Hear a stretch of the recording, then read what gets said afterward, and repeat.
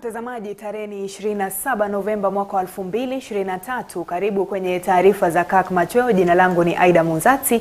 Naomba tuandamane nawe hadi mwisho wa taarifa hizi. Kumbuka vile tunakujia moja kwa moja kupitia mitandao yetu ya kijamii Facebook na YouTube, ikiwa ni Kirk TV Kenya. Serikali imetangaza kudinda kutaja mafuriko yanayoshuhudiwa nchini kutokana na mvua za El Nino kuwa janga la kitaifa. Katika uamuzi wa baraza la mawaziri lililoongozwa na Rais William Ruto, serikali imeshikilia kuwa kwa sasa hali iliyoko nchini haijafikia kiwango cha janga. Na kama anavyoarifu Chris Sambu ni kuwa msemaji wa Ikulu Hussein Mohamed ametetea kauli ya awali ya Rais William Ruto kuwa hakukuwepo matarajio yoyote ya mvua za El Nino.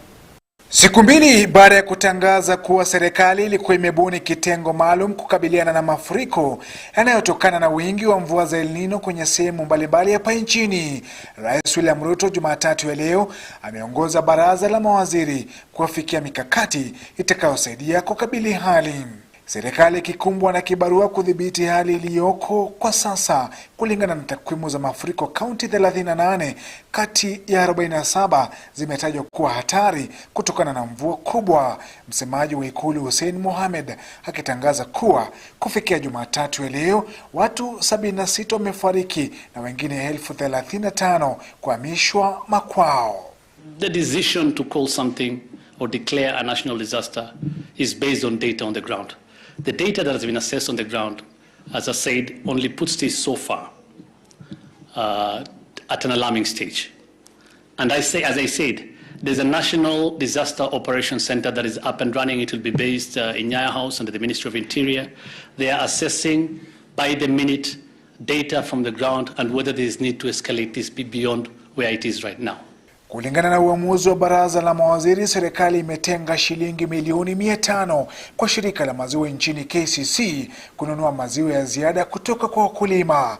Kadhalika, taarifa ya baraza la mawaziri ikidokeza kuwa ndege za kijeshi zitatumika kusafirisha madawa na chakula cha msaada kwa kaunti zilizoathirika zaidi, haswa kwenye maeneo kame. The state intervention is being undertaken in a joint effort between the national and county governments, and which incorporates the Kenya Defence Forces and the National Youth Service in operation with the Kenya Red Cross Society. Through aircraft made available by the Kenya Defence Forces, medical supplies have been airlifted to the most vulnerable counties. Msemaji wa Ikulu kwa mara ya kwanza akikumbana na kibarua cha kwanza kuweka bayana matamshi ya awali ya Rais William Ruto kuwa taifa halikutarajia mvua za El Nino. Kauli hiyo ndiyo ambayo imesingiziwa kwa ukosefu wa utayari wa serikali katika kukabili hali. The warning from the Met Department was taken seriously, and that is why he was the first person to pronounce himself on the matter. Okay? So they classified this as an El Nino phenomenon. The rains as a result of an El Nino phenomenon, and there was a warning. The same Met downgraded. So the President was speaking from information from Met. Downgraded, and then the President communicated. Now it has happened, and of course prediction of weather patterns is not a precise science, we all know that. And several places in the world have got it wrong. Okay? Kaunti 38 zinakodolea maafa zaidi yanayotokana na mafuriko, serikali ikisema kuwa shilingi bilioni 10 zimeachiwa kama mgao wa kifedha kwa kaunti zote 47 ili kusaidia kumudu hali, mvua zaidi zikitarajiwa kuzidi kunyesha. The National Treasury last week disbursed 10 billion shillings of their shareable revenue. Cabinet also directed the National Treasury to release an additional 10 billion shillings to county governments this week. Again, part of their shareable revenue. Serikali imesema kuwa imetenga bilioni 7 zaidi kwa miradi ya kusaidia maeneo yaliyoathirika zaidi. Kadhalika, neti za malaria 1,150 zitasambazwa kote, huku serikali ikisema kuwa ujenzi wa miundo msingi iliyoharibiwa na mvua tayari inaendelea. And when the President says he prayed, he was being mocked, or some in government are being mocked for praying for rains. There are some, as much as we are seeing problems, and the government will do and is doing, as I have enumerated, all it can to alleviate the situation, we also have to agree that the rains in some parts of the country are beneficial. Chris Sambu, Kirk Machweo. Na kwingineko, hisia kali zimezidi kutolewa zikielekezewa waziri wa elimu Kirk Machweo siku chache tu baada ya kutolewa rasmi kwa matokeo ya darasa la 8 KCPE. Baadhi ya wabunge kutoka bonde la Ufa sasa wanamtaka waziri huyo kujiuzulu kufuatia matokeo yenye utata ambayo yamepokea pingamizi kutoka kwa walimu, wanafunzi, vilevile wazazi kwa kile wanachodai ni dosari katika matokeo yao. Baraza la NEC limekiri kuwepo na dosari katika baadhi ya matokeo hayo, likitarajiwa kutoa mwelekeo hivi karibuni. KCPE was not fair, was not credible. This is pure shame for our republic and for our education system. We cannot accept. Mpaka ni kama walilazimisha wenye walikuwa na mark wanafunga macho na kumark tu na kuassume hii ni 83. Now we are shattering hopes of our young children. Wazazi wanalia. Tuwezi kuwa na mtihani ambayo watu hawaelewi matokeo inaenda namna gani. Mwaka jana tulikuwa na mambo ya mtihani ya form 4. Tukashinda, shule imekuwa number 1. Hii shule imetokea wapi julikani, lakini ikawa number 1. Mara hii imepatikana uliona mambo yake. So tafadhali tumfanye inquiry, sababu mwenye anaumia ni mzazi wa kawaida. It's not possible. Mimi nimewahi kuwa mwalimu kupata wanafunzi wapate marks sawa 875 all through watoto 100. And chairman, sisi tulivumilia tulipoona hii CBC venye ilikuwa inaenda. Iko na mashida mingi, iko na tabu mingi, lakini raia walivumilia wakati rais aliposema waje tusukume venye iko. Tukavumilia. But we don't like it. Lakini sasa wakati tumeanza kuvumilia, mnaanza kuharibu. Ati mtihani sasa hii watoto wenye mharibu mtihani yao. Will you remarket or will you do another exam? Shule nyingine ati watoto wanapewa marks ya ile course hawakufanya. Hiyo vitu inawezekana kweli? And this is laziness. Hakuna njia nyingine ya kupatia kwa Machweo. This is laziness on your work. Unapata mtu wako na 80 na amepatiwa B+. What is that? Au unapata mtu wako na 75 ako na A-, mtu wa 80 ako na B+. Na viongozi wa kisiasa katika kaunti ya Nyamira wamekosoa ripoti ya kamati ya mazungumzo kati ya upinzani na serikali, wakisema kuwa haijatoa suluhu kwa tatizo la gharama ya maisha inayokumba wengi wa Wakenya.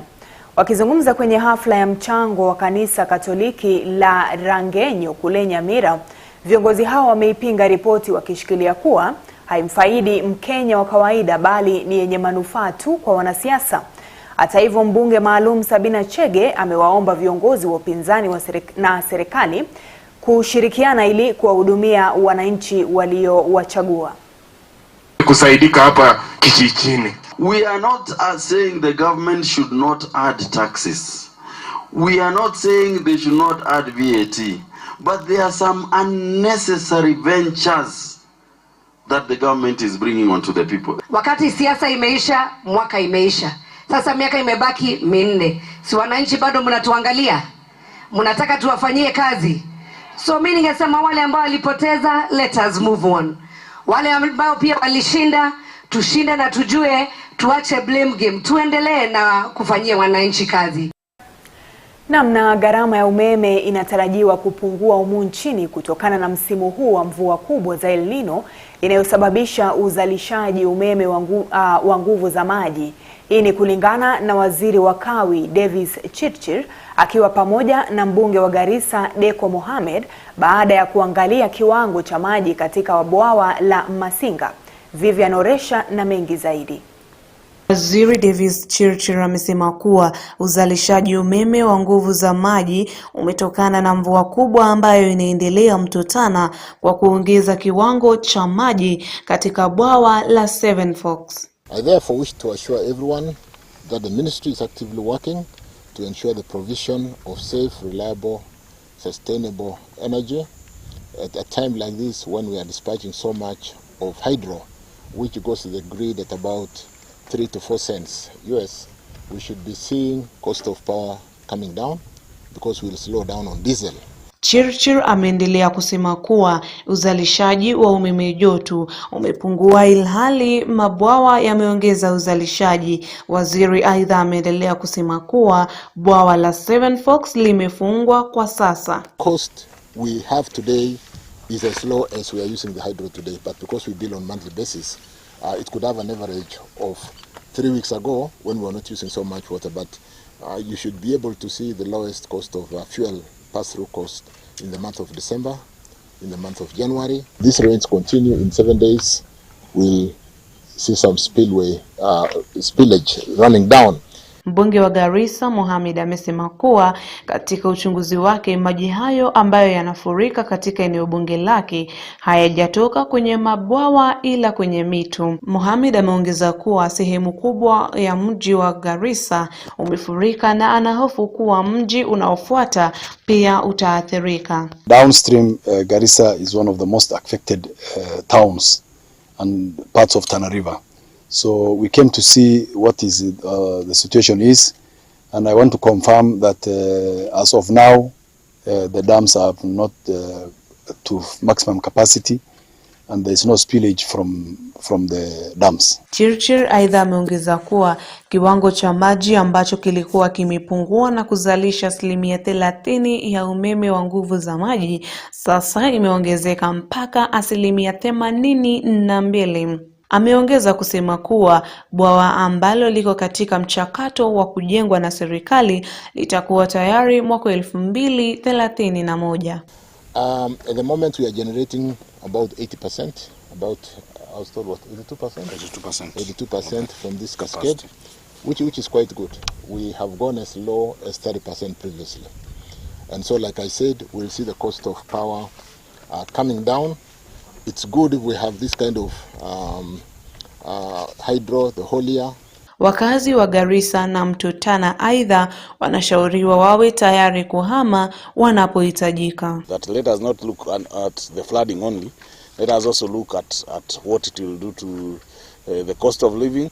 We continue to urge those living proximately to major rivers and dams to remain alert and relocate to higher grounds if necessary to prevent any potential loss of lives and property. Wakenya sasa wana matumaini kwa kupunguzwa kwa gharama ya umeme. Nikiripotia Kirk Machweo, mimi ni Vivian Oresha.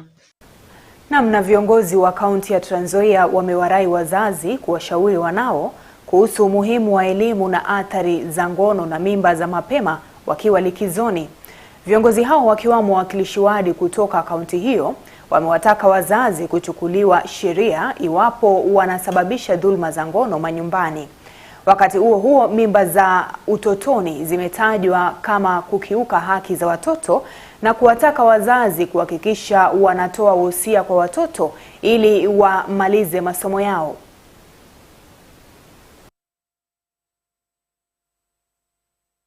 Karibu na mnawapa mawaidha. Hatutaki mimba ya mapema. Mimba ya mapema imekuwa nyingi sana hapa, na bwana DCC, najua wazazi wengi hapa huwa wakikubaliana wenyewe kwa wenyewe. Karibuni nyumbani na muendelee kuwa na discipline. Mkuwe na discipline. Mkikuja nyumbani muanze kujiingiza mambo mbaya. Kama unaonja ile, kama unavuta ile sigara nyingine, sisi tutakuwa na wewe. Na sasa kwenye masuala ya afya ni kwamba wataalamu wa tiba ya ugonjwa wa saratani wameitaka serikali kuu na zile za kaunti kuwekeza vya kutosha katika matibabu ya ugonjwa huo. Kulingana na wataalamu hao ni kwamba mara nyingi waathiriwa kutoka jamii maskini hutoweka pindi tu wanapofichuliwa kwamba wanaugua ugonjwa huo. Hata hivyo, wataalamu hao wamewahimiza Wakenya kujitokeza kufanyiwa vipimo vya mapema ili kuwapa nafasi bora ya kupata nafuu.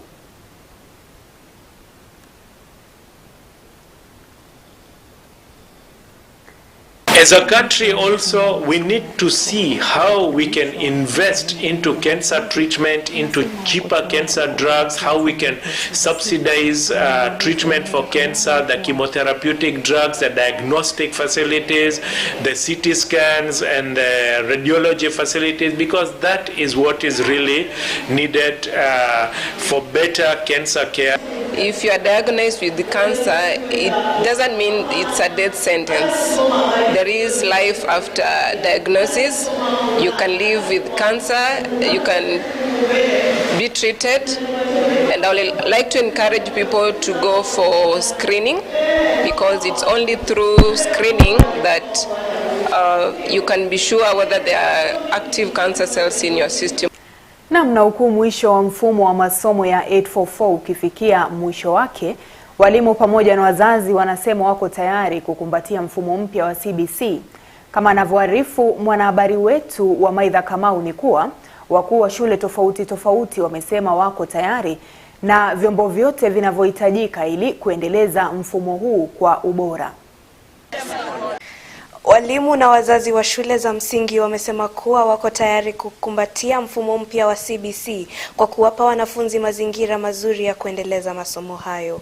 Kulingana na Gideon Okemo, mwalimu mkuu wa shule ya Primrose eneo la Thika, wamesema wako tayari kuendeleza mfumo huu mpya kwa kuwa ni bora zaidi, kwani unaandaa wanafunzi kutumia vipawa vyao kujiboresha kibiashara. The CBC curriculum is going to be more job oriented than the 844. 844, it was the learner based or the academic based, but the new CBC is diverse. It's going to create more job opportunities for all of them. You know, like the system in USA whereby the pupils venture on what they are best in, and we are going to tap the talent of each child. Kama vile alitoa shukrani kwa serikali kuu kwa kujitolea na kuhakikisha kuwa shule zina vifaavyo kuhakikisha kuwa masomo yanaendelea sambamba. Aidha, mwalimu huyu alitoa ombi kwa wazazi kuunga mkono ili kurahisisha kazi za walimu. The parents have been very supportive, and I will urge them to continue to be supportive in CBC program. They have been supportive in 844, but they are going also to be supportive, and we ask them to support us in CBC for the benefit of their children. Wakiashiria kuunga mkono kwa mfumo huu mpya, wazazi walioongozwa na Irene Muthoni wameomba Wizara ya Elimu kutilia maanani jambo la kuwatuma wanafunzi waliofanya mitihani yao ya kitaifa kwa shule za upili na wasibague waliosomea katika shule za kibinafsi. Ombi langu kwa serikali ni wanafunzi wetu wenye walifanya kwa shule za watu binafsi na za serikali wakichaguliwa kwa selection hiyo ya watoto wa shule wa form 1 wenye na join next year, wasibague watoto wetu wenye wamesomea shule za kibinafsi. Aidah Kamau, Kirk Machweo. Na mtazamaji, na Rais William Ruto leo hii amefungua rasmi wiki ya uvumbuzi nchini katika hafla iliyoandaliwa kwenye ukumbi wa Edge Nairobi. Hafla hiyo imewaleta pamoja wavumbuzi na viongozi kutoka Jumuiya ya Madola ili kujadili mikakati ya kuimarisha sekta ya uvumbuzi. Mwanahabari wetu Kelvin Mushiri anaripoti kuwa mada kuu ya hafla hiyo ni uvumbuzi wa kuboresha utajiri wa pamoja. Na mtazamaji, ni hayo tu tuliokuwa tumekuandalia ndani ya taarifa hizi za Kirk Machweo. Jina langu ni Aidah Munzatsi na kutakia usiku mwanana.